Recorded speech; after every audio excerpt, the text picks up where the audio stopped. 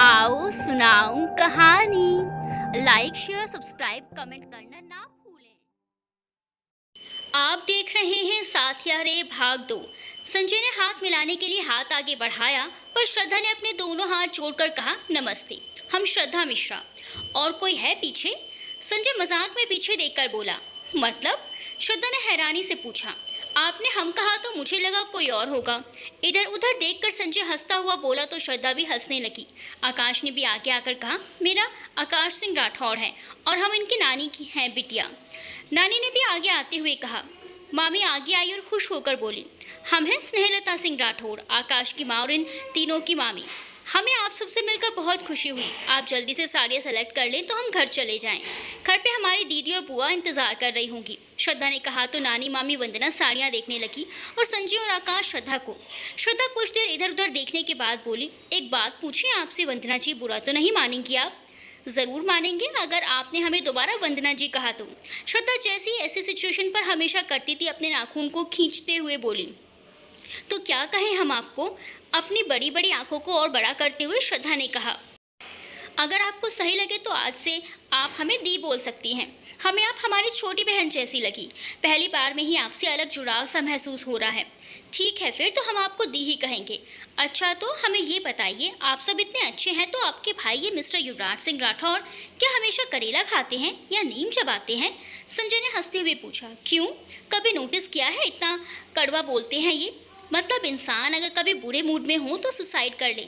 ऐसा लगता है नाश्ते में करेले का जूस पीते हैं और नाश्ते में करेले के ही पराठे खाते हैं।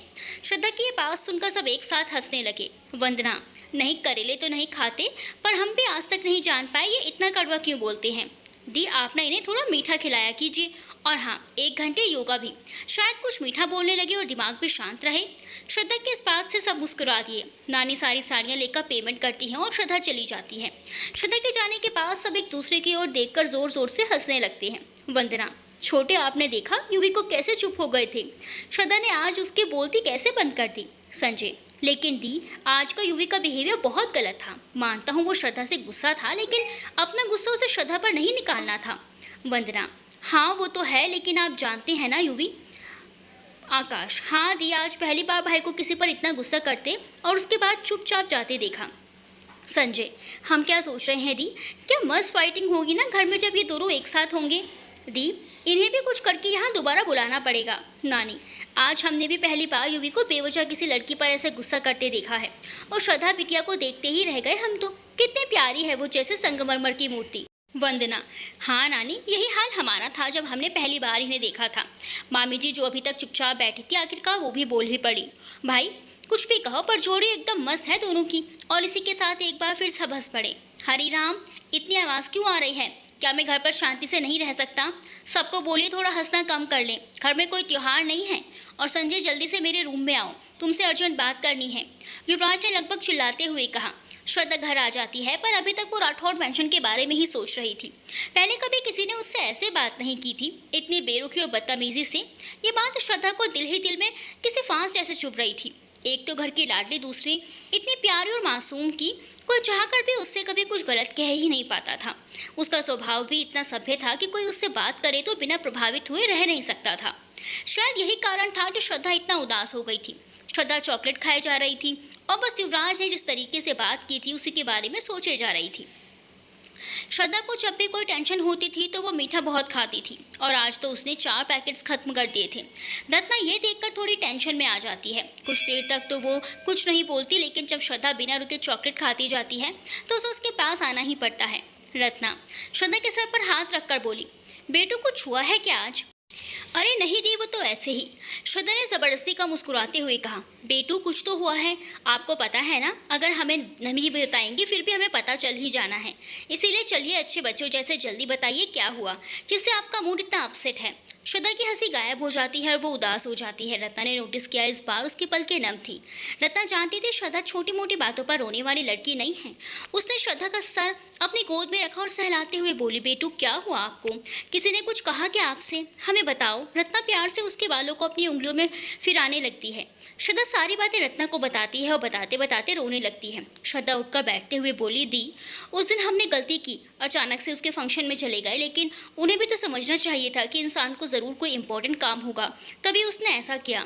अगर वो उस बात के लिए हमें सुनाते तो हम ज़रा सा भी बुरा नहीं मानते, लेकिन आज तो उन्होंने खुद ही बुलाया था, फिर भी उन्होंने हमारी इंसल्ट की। कितने बदतमीज़ हैं वो। मिस्टर राठौर, उनकी फैमिली के बाकी लोग कितने अच्छे हैं।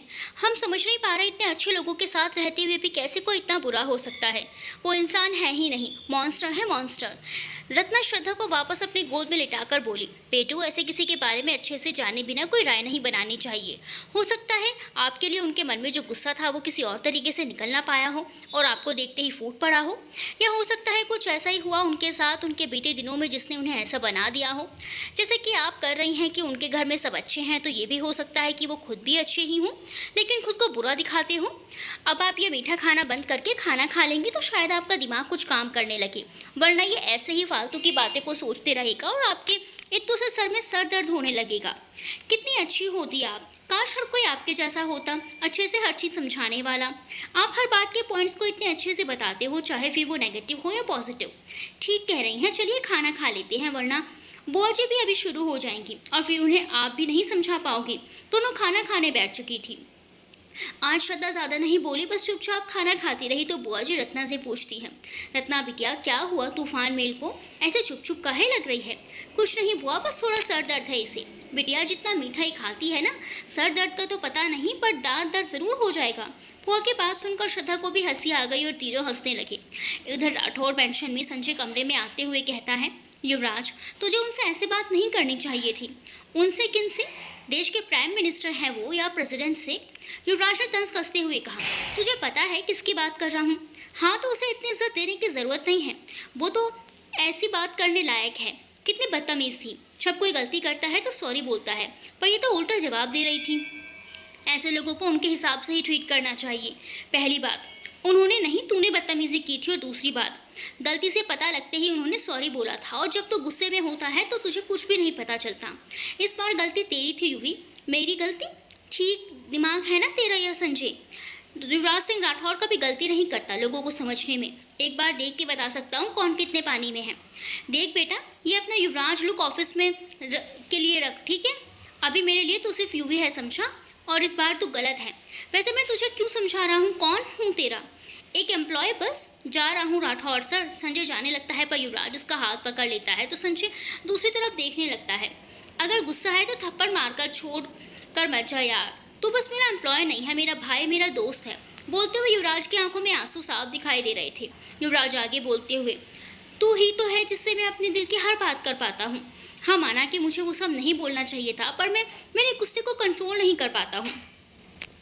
उस पर वो भी तो चुप होने का नाम नहीं ले रही थी, जाने क्या क्या बोले जा रही थी। युवराज अपने आंसू रोक नहीं पाता, वो छलक पड़ते हैं। संजय जो अब तक चुप होकर सारी बातें सुन रहा था, युवी को ऐसे देख रहा था, उससे रहा नहीं गया। क्या भाई तू भी? मैं कहाँ जाऊँगा तुझे छोड़ के? पता है मुझे कि तू गुस्से पर कंट्रोल नहीं कर पाता, और ये भी कि तू सॉरी होगा भी तो भी नहीं बोल पाएगा। चल मैं बोल दूंगा तेरी तरफ से। चल अब आंसू पोंछ ले, वरना अगर किसी ने देखा तो क्या बोलेगा, युवराज सिंह राठौर रोता भी है? यह सीक्रेट सिर्फ तेरा, मेरा सीक्रेट है। दोनों लगे हंसने। वो तो है ही, कितनी प्यारी, और क्या नाम था उनका? संजय ने पूछा तो युवराज झट से बोला, श्रद्धा मिश्रा। संजय चौंकने का नाटक करते हुए बोला, तुझे उसका नाम कैसे पता? जहाँ तक मुझे पता है तू अभी 2 बार ही मिला है उनसे। बोल बेटा। उस युवराज को घूरते हुए संजय ने कहा, संजय बेटा, जब कोई मुझसे टकराता है ना तो मैं उसकी पूरी जानकारी लेकर ही रहता हूँ। उसके भूत भविष्य वर्तमान सब, और यहाँ तो इतने सीधे सामने से पंगा लिया है, इसे कैसे छोड़ देता? युवराज दूसरी तरफ देखते हुए बोला। हालांकि उसने जो भी बात संजय को बताई थी वो खुद उससे सहमत नहीं था, क्योंकि आज तक कभी भी युवराज को किसी लड़की का नाम इतने अच्छे से याद नहीं था। क्या हुआ युवी, क्या सोच रहा है? श्रद्धा जी के बारे में? वैसे तो युवराज उसी के बारे में सोच रहा था, पर यह जाहिर नहीं होने देना चाहता था, तो उसने पास रखा तकिया संजय के ऊपर फेंका। संजय झुक गया और तकिया सामने से आ रही वंदना के मुंह पर लगा। दोनों एक साथ बोले, दी, आपको लगी तो नहीं? हमें तो नहीं लगी, पर आप दोनों को ऐसा हंसता हुआ देखकर हमारी नज़र ज़रूर लग जाएगी, और मेरी भी। आकाश भी अंदर आते हुए बोला, वैसे हो क्या रहा है यहाँ भाइयों? युवराज, कुछ काम था क्या दी और आकाश आपको? क्यों भाई, बिना काम के हम आपके पास नहीं आ सकते क्या? युवराज के पास बैठते हुए आकाश बोला, युवराज, तू तो मेरा छोटा पैकेट है, कभी भी आ सकता है। वंदना, और हम कब आए राठौड़ सर? क्योंकि जिस तरह का आज आपका एटीट्यूड था उसे तो यही लग रहा था कि अब आपसे पूछकर हर काम करना पड़ेगा। वंदना के कहते ही आकाश और संजय भी वंदना के साथ खड़े होकर युवराज की ओर देखने लगे। क्या दी आप भी ना, आपको भी ये सब कहने की ज़रूरत नहीं है। आप जानती हैं उस वक्त मैं गुस्से में था। आप और आपका गुस्सा, अब तक हम इसे बड़े दिल से झेलते आ रहे हैं, ये सोचकर कि आप कभी किसी लड़की को हर्ट नहीं कर सकते, लेकिन आज तो आपने वो महान काम भी कर दिया। युवराज कान पकड़ते हुए बोला, यह आज पहली और आखिरी बार था दी, आज के बाद ऐसा कुछ भी नहीं होगा। वादा? पक्का वादा दी। ठीक है, अब वादा कर लिया है तो फिर आपको श्रद्धा जी से सॉरी बोलना पड़ेगा। क्या सॉरी? और वो भी उसे? वंदना ने खुद तो युवराज हाथ छोड़कर बोला, जो आज्ञा देवी मैया। सब साथ में जोर जोर से हंसने लगती हैं। उनकी आवाज़ें नीचे तक आती हैं। नानी और मासी जी भगवान से प्रार्थना करती हैं कि ये चारों ऐसे ही हमेशा खुश रहें। इधर श्रद्धा और उसकी भी हंसते हंसते सो चुकी थी। आज इतने ड्रामे के बाद भी श्रद्धा और युवराज अपने परिवार के साथ खुश थे और आने वाले कल से अनजान भी। अगली सुबह श्रद्धा उनका बुआ से जॉब इंटरव्यू देने की बात करती है। दरअसल यहाँ आने से पहले ही श्रद्धा ने दिल्ली की कुछ टॉप फैशन डिज़ाइनर कंपनी में जॉब के लिए अप्लाई कर दिया था। आज उसका पहला इंटरव्यू था। लेकिन बिटिया, ये नौकरी ओकरी करने की क्या ज़रूरत है? तुम यह मौज मस्ती खातिर आई हो, वो करो बस, बाकी सब हम अपनी ये बुआ पर छोड़ दो। श्रद्धा बुआ के गाल खींचकर बोली, ऐसे कैसे छोड़ दें किशन कन्हैया, इतनी पढ़ाई और डिग्री का अचार थोड़ी डालना है। अब जब यहाँ हैं कुछ काम कर लेते हैं तो क्या पता कल दीदी की शादी में काम आ जाए। वैसे भी ये जॉब हम अपने लिए नहीं, माँ पापा के लिए करना चाहते हैं। और फिर हम लखनऊ में भी तो जॉब करते थे ना। बिटिया, वो अपना देश था, वहाँ सब अपने थे। भूले भटके कभी देर हो जाती तो वो घर तक छोड़ जाते थे। ये दिल्ली है, ऐसे ही नौकरी नहीं मिलती। हमारी तो किसी बड़े आदमी से पहचान भी नहीं है और उस पर नौकरी देने के बहाने लोग जाने काका कराने लगते हैं। जानते हैं बुआ, यहाँ बिना कनेक्शन के जॉब नहीं मिलती। लेकिन हम जहाँ इंटरव्यू देने जा रहे हैं वहाँ किसी ऐसे को जानते हैं जो हमारी हेल्प कर सकता है। 21 दिन में ऐसी कौन सी जान पहचान हो गई है यहाँ तुम्हारी बिटिया? कल जिनके यहाँ साड़ियों का ऑर्डर देने गए थे ना, वहाँ हमें संजय जी मिले थे। बहुत बड़े मैनेजर हैं, यहाँ की सारी कंपनियों के बारे में जानते हैं। कहीं ना कहीं तो बात पक्की कर ही देंगे। लेकिन कब और कौन और डिमांड करे लगे तो? अरे बुआ, वो बहुत अच्छे इंसान है, बिल्कुल तुम्हारे किशन कन्हैया जैसे। हट पगली, तुम किशन कन्हैया का जोड़ इन आदमियों से लगा रही हो, खुद को पाप कर रही हो, हमको भी इसका भागी बना रही हो। श्रद्धा किसी तरह संजय का नंबर पता करती है और उसे कॉल करती है। क्या हम संजय सिंह राठौर से बात कर रहे हैं? जी अब आपने संजय सिंह राठौर को कॉल किया है तो उन्हीं से बात करेंगी ना। हम श्रद्धा बोल रहे हैं, याद है आपको कल हम आपके घर आए थे? संजय अपनी खुशी को छुपाते हुए, अरे आपका नाम ही काफ़ी है श्रद्धा जी, आपको कैसे भूल सकते हैं हम। और कल के बाद से तो पूरे घर को सिर्फ आप ही याद हैं। धन्यवाद। वैसे हमें आपसे कुछ काम था, ये तो हमारी खुशकिस्मती है कि हम आपके काम आए। वैसे काम क्या था? दरअसल आज हमारा इंटरव्यू है ये रॉयल्स कंपनी में, लेकिन हम वहाँ किसी को जानते नहीं, तो क्या आप हमारी कुछ मदद कर सकते हैं? ये तो वही बात हो गई कि मंदिर के बाहर खड़े होकर पुजारी से पूछ रहे हो कि प्रसाद मिलेगा या नहीं। हम समझे नहीं आप क्या कह रहे हैं। अरे भाई, तो रॉयल्स कंपनी हमारी ही है, बस आप एक बार यहाँ आ जाइए, समझ लीजिए आपकी जॉब पक्की। वैसे भी हमारे यहाँ सेक्रेटरी की पोस्ट खाली है, अगर आपको सही लगे तो ये हमारे लिए बड़ी अच्छी बात होगी। संजय मन ही मन में सोच लेता है कि यहाँ ऑफिस में रहने से श्रद्धा युवराज से ज़्यादा करीब रह सकती है। श्रद्धा युवराज के बारे में सोचने लगती है, जिस शख्स ने घर में कदम रखने पर इतना हंगामा किया था, ऑफिस जाने पर तो वो मार ही डालेगा। संजय श्रद्धा की तरफ खामोशी महसूस करते हुए बोला, आप युवराज के बारे में मत सोचिए, वैसे भी उसका ऑफिस और उसका डिपार्टमेंट अलग होगा, आपका उससे मिलना जल्दी नहीं होगा। लेकिन अगर कभी हुआ तो आप क्या उनसे कम हैं क्या? वो क्या कहीं के लॉर्ड गवर्नर हैं जो आप पर हुक्म चलाते रहेंगे? आप उसकी कंपनी में काम करेंगे बस। और फिर एक बात बताइए, आप उससे डरती हैं क्या? मुझे तो लगता है उसे सबक सिखाने के लिए आपको यहाँ ज़रूर होना चाहिए। ये ज़रूर माता रानी का इशारा है कि आप उनकी अकड़ तोड़ें। आपको याद है कल उन्होंने आपके साथ कैसा बिहेवियर किया था? संजय श्रद्धा को उकसाने का काम कर रहा था और अभी तरीका काम भी कर गया था। श्रद्धा, सही कहा आपने, हम उन जैसे बदतमीज से क्यों डरें? वैसे भी उनसे सबक सीखने की ज़रूरत है, तो क्यों ना ये नेक काम हम ही कर लें। अपनी योजना को कंप्लीट होते देख संजय खुश हो गया। उसने श्रद्धा से कहा, तो ठीक है, 1:30 बजे आ जाइएगा ऑफिस में। ठीक है, हम आ जाएंगे। श्रद्धा दही शक्कर खाकर इंटरव्यू के लिए निकल जाती है। तो रॉयल्स कंपनी पहुंचकर वो संजय को फ़ोन करती है। मन ही मन वो घबरा रही थी कि गलती से भी उसकी मुलाकात कहीं मॉन्स्टर राठौर से ना हो जाए। संजय वेटिंग रूम में आकर श्रद्धा को बैठते देख वो उसको वेलकम करता है और फिर सब कुछ समझाकर इंटरव्यू रूम तक छोड़ कर आता है। इंटरव्यू लगभग आधे घंटे चलता है। इंटरव्यू कंप्लीट करके श्रद्धा बाहर आती है। वो बहुत टेंस थी कि उसका सिलेक्शन होगा भी या नहीं। संजय उसकी इस बेचैनी को भांप लेता है। आप चिंता ना करें, इंटरव्यू में तो आपको सेलेक्ट ही होना है, संजय अपने मन में बुदबुदाया, क्योंकि इसके सारे इंतजाम मैंने पहले ही कर दिए हैं। दरअसल संजय ने पहले ही इंटरव्यूअर को कॉल कर दिया था कि ये जॉब श्रद्धा को ही देनी है। थोड़ी देर बाद रिजल्ट आता है और श्रद्धा को सेक्रेटरी के तौर पर चुन लिया जाता है। मुबारक हो, तुम कल से ऑफिस ज्वाइन कर सकती हो, या चाहे तो अभी से, संजय ने खुश होते हुए बधाई देते हुए कहा। पहली बात तो धन्यवाद संजय जी, ये आपकी हेल्प के बिना नहीं हो पाता, और दूसरा हम अभी से ही काम शुरू करना चाहते हैं। ठीक है, ऊपर जाकर जो फर्स्ट कैबिन है वो ही तुम्हारे बॉस का कैबिन है, संजय अपने कैबिन की तरफ इशारा करके कहता है। वैसे तुम तो कर ही लोगी ना? हाँ बिल्कुल, श्रद्धा ने हाँ तो बोल दिया था, पर वो डर भी रही थी कहीं उसका बॉस मॉन्स्टर राठौड़ ही ना हो। वैसे भी ऑफिस तो उसी का था। सोचते सोचते श्रद्धा संजय के कैबिन के बजाय युवराज के कैबिन को नॉक करती है। मैं आई कम इन सर? यस कम इन। युवराज जैसे ही सर उठाता है श्रद्धा को वहाँ देखकर चौंक जाता है। तुम यहाँ? आप? श्रद्धा ने भी चौंकते हुए कहा। युवराज को समझ ही नहीं आता कि ये ऑफिस में क्या कर रही है। एक बार वो खुद के सर को झटक कर वापस फिर श्रद्धा के चेहरे की ओर देखता है। कहीं ना कहीं उसके दिमाग में ये बात आती है कि क्या श्रद्धा सच में उसके कैबिन में है, या ये सिर्फ उसकी एक इमेजिनेशन है। तभी श्रद्धा बोलती है, सर मैं श्रद्धा मिश्रा।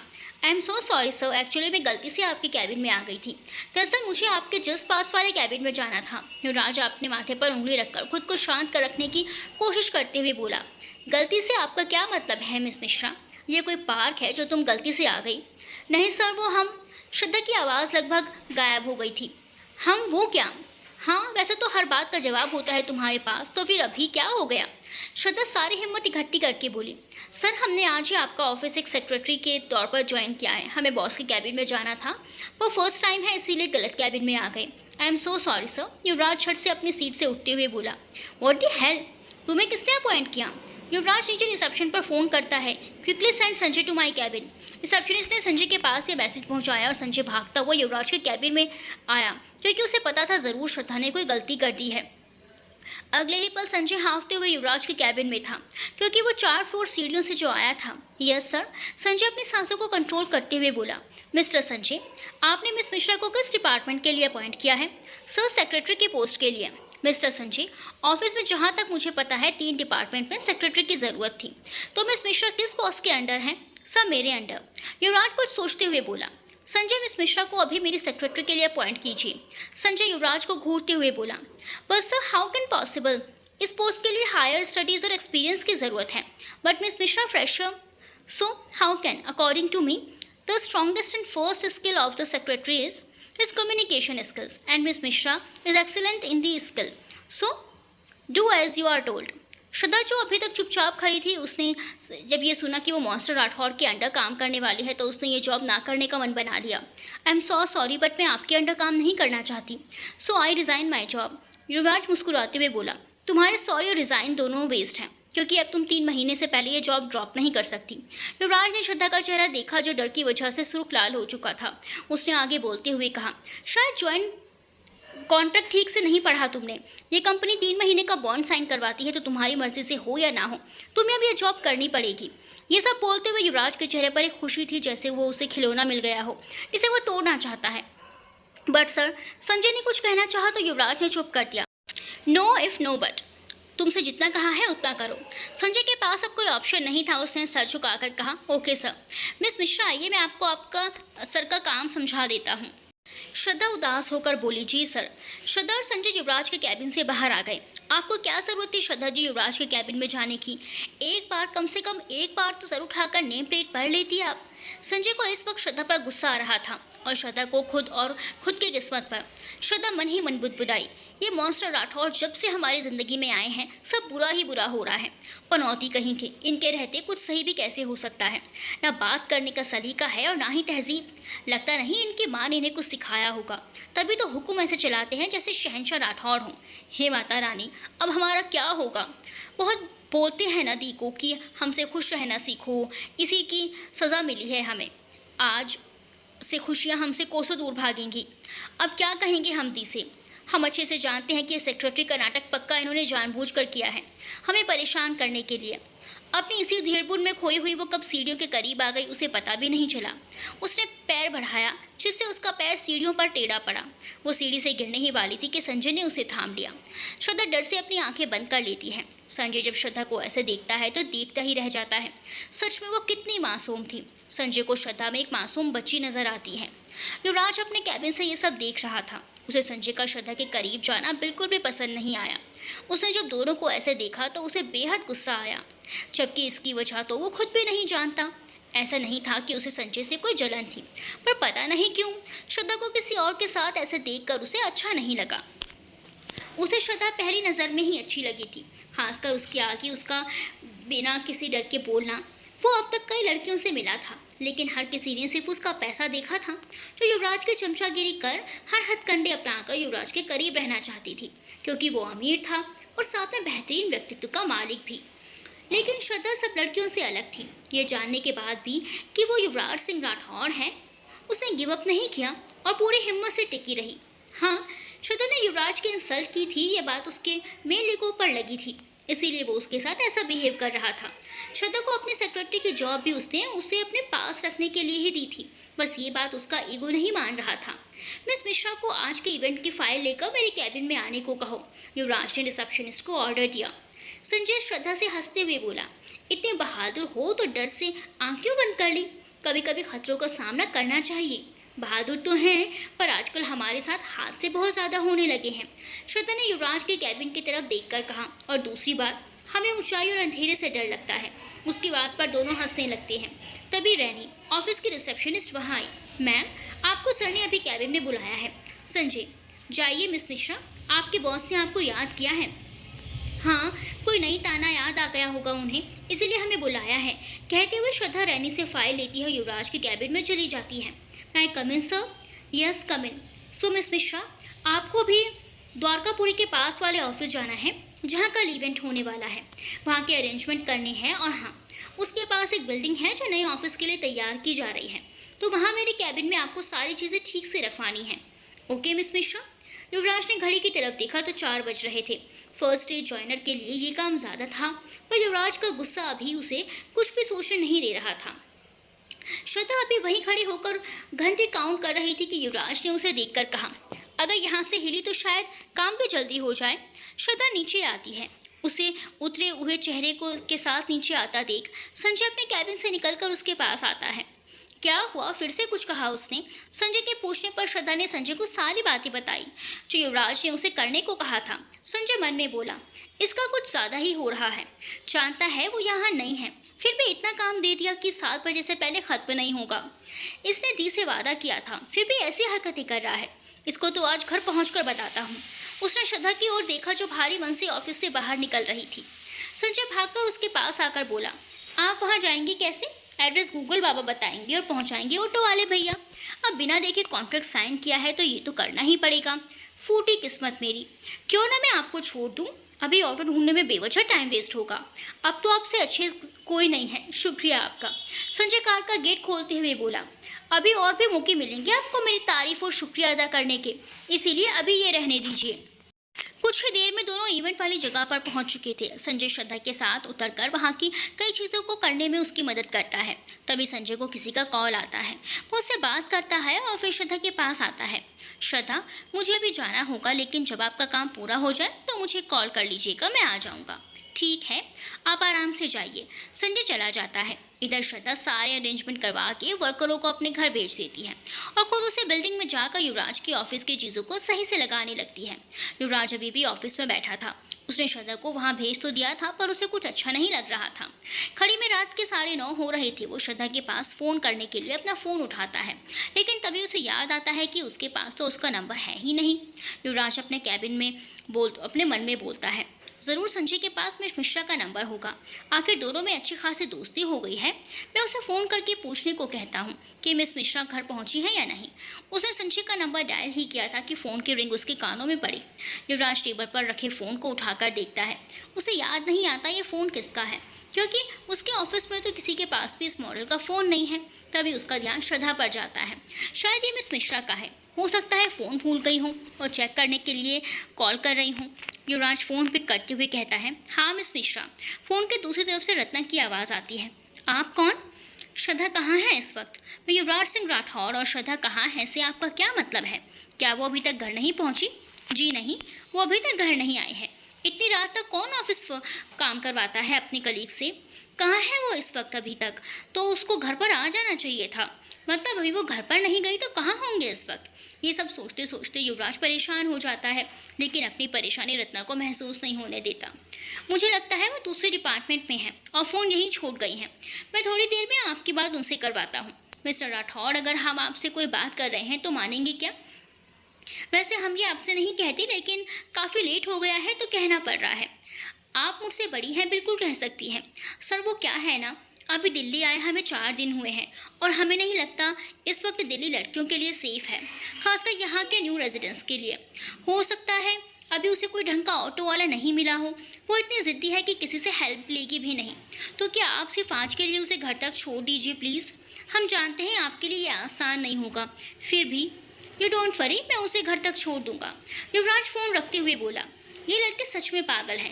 जब इसे दिल्ली के बारे में कोई ख़ास जानकारी नहीं है तो ये लड़की कहाँ गई होगी, और फ़ोन भी यहीं छोड़ कर गई है। क्या है ये लड़की? इतना इर्रेस्पॉन्सिबल कौन होता है यार? कुछ नहीं तो अपने फ़ोन का ध्यान तो रखना ही चाहिए। बोलते टाइम तो ज्ञान इतना देती है कि जैसे खुद कभी कोई गलती ही नहीं करती होगी। इतना कहकर उसने श्रद्धा का फ़ोन जेब में डाला और जल्दबाजी के में ऑफिस से बाहर निकल गया। उसने अपनी कार का गेट खोलकर जल्दी से बैठ गया। अब युवराज जल्दी से जल्दी श्रद्धा को सही सलामत देखना चाहता था। युवराज ने जल्दी से नए ऑफिस की तरफ गाड़ी दौड़ा दी। वो कार को फुल स्पीड में भगाया जा रहा था। रात के वक्त वैसे भी इस एरिया में ट्रैफिक कम ही होता है। उसका दिल इतनी जोर से धड़क रहा था मानो बता रहा हो मैं भी हूँ तेरे अंदर। युवराज अभी तक श्रद्धा को ब्लेम कर रहा था, लेकिन उसके दिल में ये बात थी कि गलती उसकी है। उसे श्रद्धा को ऐसे किसी जगह पर नहीं भेजना चाहिए था जो उसके लिए पूरी तरह से अनजान थी। अगले ही पल युवराज की कार उसके नए ऑफिस से बाहर खड़ी थी। बिना एक पल गंवाए युवराज कार से बाहर निकला और श्रद्धा को ढूंढने लगा। बहुत देर तक आवाज़ लगाने के बाद जब श्रद्धा उसे नहीं मिली तो उसे लगा कि हो सकता है देर होने की वजह से शायद वो घर की ओर चली गई हो। ये सोचते ही जैसे वो कार में बैठने वाला था तभी उसकी नज़र बगल की बिल्डिंग पर गई जहाँ से श्रद्धा का दुपट्टा उड़ रहा था। युवराज तेजी से उस बिल्डिंग के 3rd फ्लोर की ओर दौड़ा। 1 घंटे पहले श्रद्धा जब इवेंट वर्क कंप्लीट करके युवराज का ऑफिस देखने गई तो गलती से पास वाली बिल्डिंग में चली गई थी, क्योंकि वहाँ की अधिकतर बिल्डिंग की बनावट लगभग एक ही जैसी थी। लेकिन वो नहीं जानते थे कि उस बिल्डिंग में अभी कंस्ट्रक्शन वर्क चल रहा था, जिसकी वजह से इस बिल्डिंग में कोई भी हादसा हो सकता था। युवराज को ये बात पता थी, इसीलिए युवराज उस ओर जल्दी से भागा। इस वक्त युवराज हड़बड़ाते हुए सीढ़ियों से होता हुआ ऊपर की ओर बढ़ने लगा। सच में ये लड़की बददिमाग है। जो गलती इसने सुबह ऑफिस में की थी वही यहाँ भी करती। युवराज जब वहाँ पहुँचा तो देखा श्रद्धा बेहोश होकर नीचे गिरी हुई थी। उसके माथे से खून बह रहा था। शायद ऊपर की छत से कोई ईंट उसके ऊपर आ गिरी थी। युवराज ने संभलकर उसे उठाया और उसे गोद में लिए ही सीढ़ी से होता हुआ नीचे आकर सीधा कार के पास आ गया। उसने कार का गेट खोलकर उसे बगल वाले सीट पर बिठाने की कोशिश की। उसने जैसे ही उसे बिठाया श्रद्धा उसका शर्ट पकड़कर खींच लेती है। श्रद्धा के पकड़ने की वजह से वो उसकी तरफ झुक जाता है। अब युवराज श्रद्धा के एकदम करीब था, इतना कि श्रद्धा की सांसें उसके अपने चेहरे पर महसूस हो रही थी। श्रद्धा के इतने करीब होने से वो थोड़ा अनकंफर्टेबल हो जाता है। वो उसे बगल की सीट पर बिठाकर अपनी सीट पर आ जाता है और जल्दी से हॉस्पिटल की ओर बढ़ जाता है। श्रद्धा को एग्जामिन करने के बाद डॉक्टर युवराज को बताते हैं कि सुबह से कुछ ना खाने की वजह से और माथे पर ईंट लगने से वो बेहोश हो गई है। चोट ज़्यादा नहीं लगी, लेकिन फिर भी थोड़ी सी कमजोरी है। अगर पॉसिबल हो तो इन्हें तुरंत कुछ खिला दें। मैं इनके लिए कुछ दवाएं लिख देता हूँ। Okay doctor, thanks. डॉक्टर के जाने के बाद युवराज कुछ खाने के लिए लाने जाता है। कुछ देर में श्रद्धा को होश आता है तो वो खुद को हॉस्पिटल में पाती है। वो बेड से उठने ही वाली थी कि उसके पास डॉक्टर आते हैं। कैसी हैं अब आप? श्रद्धा माथे को छूकर बोली, अब हम ठीक हैं, बस हल्का सा दर्द हो रहा है। डॉक्टर, हमें यहाँ कौन लेकर आया है? मिस्टर राठौड़। शायद आप बेहोश हो गई थी ऑफिस में और आपको चोट भी आई है। वैसे ज़्यादा नहीं लगी, श्रद्धा मन ही मन में बोली। लगता है संजय सब वहाँ पहुँच गए होंगे। फिर डॉक्टर की ओर देखकर बोली, क्या मैं घर जा सकती हूँ डॉक्टर? जी ज़रूर जा सकती हैं, पर पहले कुछ खा लीजिए। तभी डॉक्टर की नज़र पीछे से आते युवराज पर पड़ती है। ये लीजिए, मिस्टर राठौड़ भी आ गए। श्रद्धा अपना मुँह छुपाते हुए बोली, तो मुझे यहाँ ये लेकर आए हैं? हे माता रानी, आपको भी ज़रा सा सुकून नहीं है? जब देखो तब इस मॉन्स्टर को हमारे सामने लाकर खड़ा कर देती हैं आप। कसम से कह रहे हैं, जल्दी से इनसे हमारा पीछे छुड़वा दीजिए, वरना हम आपसे बात नहीं करेंगे। युवराज चिप्स और चॉकलेट की थैली लेकर श्रद्धा को देते हुए बोला, मन ही मन में मुझे गाली देना बंद करो, लो कुछ खा लो, फिर तुम्हारे घर चलते हैं। मेरे घर आप क्यों जाएंगे? और हमें बाहर की चीज़ें खानी पसंद नहीं है, तुम अपने घर पर ही खाएंगे। ठेले के अंदर झांकते हुए श्रद्धा ने कहा। युवराज को रत्ना की बात याद आई कि लड़की बहुत जिद्दी है। मुझे तुम्हारी दी ने तुम्हें सही सलामत घर पहुंचाने की जिम्मेदारी दी है, इसलिए मैं तुम्हें लेकर घर जाऊंगा। श्रद्धा उठने की कोशिश करती हुई बोली, हम अकेले चले जाएंगे, कोई बच्ची थोड़ी है। श्रद्धा जैसे ही एक कदम चलती है लड़खड़ा जाती है। युवराज उसे संभाल कर वापस बिठाते हुए बोला, एक कदम तो चल नहीं जा रहा और घर जाने की बात कर रही हैं। चलो अब जल्दी से ये चिप्स के पैकेट्स खत्म करो और फिर कार में बैठो। हम पूरी रात बाहर रोड पर बैठे रहेंगे, पर आपके साथ घर नहीं जाएंगे। अगर तुम्हारी दी से प्रॉमिस नहीं किया होता तो अभी घर यहीं छोड़कर चला जाता, बट युवराज कभी अपने प्रॉमिसेस नहीं तोड़ता, बस इसीलिए ये बर्दाश्त कर रहा हूँ। किसने कहा है आपको कि आप यहाँ खड़े रहें? हम वैसे भी आपके साथ जाने से रहे। उन दोनों की लड़ाई देखकर डॉक्टर बोले, क्या आप दोनों कपल्स हैं या आपकी शादी होने वाली है? दोनों एक साथ बोले, बिल्कुल भी नहीं, कभी भी नहीं। अभी तक शक था, अब यकीन हो गया है, डॉक्टर ने मुस्कुराते हुए कहा। युवराज को अब गुस्सा आने लगा था, इसीलिए एक हाथ से उठाकर श्रद्धा को कंधे पर डाल लेता है, दूसरे से वो थैली लेकर कार तक आता है। कार का गेट खोलकर वो पहले थैली रखता है और फिर श्रद्धा को बैठाकर उसे सीट बेल्ट लगाकर जल्दी से डोर लॉक करता है। श्रद्धा अपनी सीट बेल्ट खोलते हुए बोली, मिस्टर राठौर, ये आप क्या कर रहे हैं? मुझे नीचे उतारिए जल्दी, मुझे भी शौक नहीं है तुम्हें उठाने का। घर पहुँचते ही उतार दूंगा। अब अपना मुँह बंद करके शांति से बैठो। दिल्ली है तुम्हारा, लखनऊ नहीं। यहाँ कभी भी कुछ भी हो सकता है। चिप्स के पैकेट खोलकर उसे श्रद्धा के हाथ में रखकर, अब आराम से इसे खाओ, मेरा सर नहीं, समझी?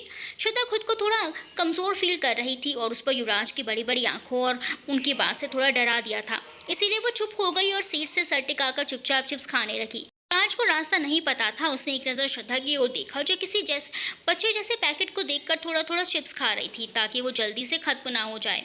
उसके खरूस चेहरे पर इस वक्त हंसी आ गई। तभी श्रद्धा ने उसकी ओर देखा तो युवराज ने अपना चेहरा सामने की ओर करते हुए कहा, अगर रास्ता बताने का काम कर देंगी तो शायद तुम्हारे घर जल्दी पहुंच जाएं और मुझे तुमसे छुटकारा मिले। श्रद्धा भी युवराज के इस बात का जवाब देकर बात बढ़ाना नहीं चाहती थी। उसने उसकी कार में बुआ के घर की डिटेल्स फीड की और खुद आंखें बंद करके सीट से सर लगा के चुपचाप आंखें बंद कर ली। बुआ के घर पहुंचकर युवराज ने उसे उठाने की कोशिश की, लेकिन उसके मासूम चेहरे को ऐसे देखकर उसका मन नहीं किया उसे उठाने का। श्रद्धा ने अपनी तरफ की खिड़की खुली रखी थी, इस वजह से उसके सारे बाल उसके चेहरे पर बिखर कर आ गए थे। युवराज ने उसके बालों को उसके कान के पीछे किया और बाहर आकर रत्ना को कॉल किया। रत्ना बाहर आई तो देखा श्रद्धा सो रही थी। वो श्रद्धा को उठाने लगी, लेकिन वो तो श्रद्धा थी। एक बार 6 महीने से पहले कुंभकर्ण उठ जाए, लेकिन मजाल है कि श्रद्धा मैडम को कोई उनके नींद से जगा दे। श्रद्धा को ना उठता देख युवराज ने रत्ना को रोककर खुद श्रद्धा को गोद में उठाकर बिस्तर तक ले गया। वो जब श्रद्धा को लिटाने लगा तो उसने देखा श्रद्धा ने फिर से उसका कॉलर पकड़ रखा है। उसकी इस हरकत पर उसे फिर से हंसी आ गई। उसने उसके हाथों से अपनी शर्ट छुड़वाई और जाने लगा। तभी श्रद्धा नींद में बड़बड़ाई, कि मॉन्स्टर राठौर ने चॉकलेट दी है, वो सिर्फ मेरी है, आप उनमें से एक भी मत खाइएगा। तो मिस श्रद्धा ने मेरा नया नामकरण किया है, मॉन्स्टर, वैसे सूट करता है मुझ पर। कहते हुए वो बाहर आ गया। उसने दवाओं का पैकेट रत्ना को देते हुए कहा, इनमें मिस श्रद्धा की दवाएं हैं, कुछ खिलाकर उन्हें खिला दीजिएगा। इतना कहकर युवराज अपनी कार में बैठकर जाने ही वाला होता है, तभी पीछे से रत्ना की आवाज़ आती है, आपके बारे में श्रद्धा ने हमें कई बातें बताई हैं। युवराज कार से निकलकर कार के गेट से टिककर खड़ा हो जाता है। अगर उसने बताई होगी तो अच्छी बातें तो नहीं बताई होंगी। रत्ना युवराज के पास ही कार से टिककर खड़ी होकर बोली, सही कहा आपने, हमारी बेटी थोड़ी अलग है, थोड़ी नहीं पूरी अलग है, या कह लीजिए पागल है। कभी दीवार कूदती है तो कभी चीज़ें गिरा देती है, जहाँ जाने को कहो उसे छोड़कर हर जगह चली जाती है, पर यही बात उन्हें स्पेशल बनाती है। मिस्टर राठौर ये बहुत स्वाभिमानी है, थोड़ा ज़िद्दी भी है, गुस्सा तो इतना है कि क्या बताएं। हम बुआ के यहाँ आए हैं सिर्फ कुछ दिनों के लिए ही, लेकिन फिर भी उन्होंने यहाँ आने से पहले ही जॉब के लिए अप्लाई कर दिया था। और देखिए आप ये जॉब कर रही हैं, वरना जॉब करने की कोई ज़रूरत नहीं है इन्हें। यहाँ बुआ की अच्छी खासी साड़ियों की दुकान है। रत्ना युवराज के मन से श्रद्धा के लिए जो गुस्सा था उसे कम करना चाहती थी, इसीलिए ये सब उसे बता रही थी। युवराज अब धीरे धीरे श्रद्धा को समझने की कोशिश कर रहा था। दरअसल श्रद्धा हमारी सगी बहन नहीं है, वो हमारी मौसी की बेटी है। जब ये बहुत छोटी थी तब इनके माँ पापा की डेथ हो गई थी। ये जॉब इसीलिए करती है ताकि उन्हें ये ना कहे कि पापा के ऊपर बोझ है। हमसे पूरे 5 साल छोटी हैं, पर खुद को हमारी अम्मा समझती हैं। उस दिन आपके फंक्शन में भी ये जानबूझकर नहीं गई थी, उस दिन हमारी शादी थी। इतना कहकर रत्ना चुप हो गई। शायद कोई दर्द नया हो गया था उसका। युवराज रत्ना को देखते हुए बोला, आप आपकी शादी? बोलते बोलते युवराज रुक गया। हाँ, हमारी शादी में डेकोरेशन का काम उन्हीं को काका को दिया था, जिन्हें आपके आदमियों ने पहले फैक्ट्री की सजावट के लिए बुला लिया था। वो बस वहाँ उन्हें जल्दी लाने के लिए गई थी। युवराज ने रत्ना की ओर देखा तो कहीं से भी शादीशुदा नहीं लग रही थी। आप यही सोच रहे हैं ना, शादी तो थी पर यहाँ ऐसे कैसे? दरअसल ऐन मौके पर हमने शादी तोड़ दी। आई एम सो सॉरी। युवराज को रत्ना के लिए बहुत बुरा फील हो रहा था। कोई बात नहीं, वो तो बीती बातें हैं। हम आपसे बस ये कहना चाहेंगे कि वो दिल की बुरी नहीं है, बस अपनी इंसल्ट उनसे बर्दाश्त नहीं होती। और जहाँ तक हम समझ पा रहे हैं, आप भी वैसे नहीं हैं, हमें बेटू ने बताया था। आई थिंक सिचुएशन ही वैसी होगी जो आपने एक दूसरे के लिए गलत इमेज बना ली। युवराज मुस्कुराते हुए बोला, आप अपनी बातें दूसरे को कितनी आसानी से समझा दिया करती हैं, बिल्कुल हमारी दी की तरह। अगर आप चाहें तो हमें भी दी बोल सकती हैं, हम बुरा नहीं मानेंगे। रत्ना ने मुस्कुराते हुए कहा, जरूर दी, बट आप ये बात मिस मिश्रा से नहीं कहेंगे कि हमारा सीक्रेट होगा। अभी उनके कानों में श्रद्धा की आवाज़ आती है, शायद वो उठ गई थी और उसे भूख लगी थी। मिस्टर राठौर, हम जाते हैं। वो क्या है ना, पेटू से भूख बर्दाश्त नहीं होती। रात काफ़ी हो गई है तो आप भी घर चले जाइए और संभल के जाइएगा। अगर आप मेरी दी हैं तो मिस्टर राठौर कैसे हो गया? आप यूँ भी बोलिए, मुझे बहुत अच्छा लगेगा। युवराज ने स्माइल करते हुए कहा। दी कहाँ हैं आप? दी मुक्कड़ बुला रही है आपको, मैं जाता हूँ, युवराज ने हंसते हुए कहा और गाड़ी में बैठकर वहाँ से निकल गया। जारी है।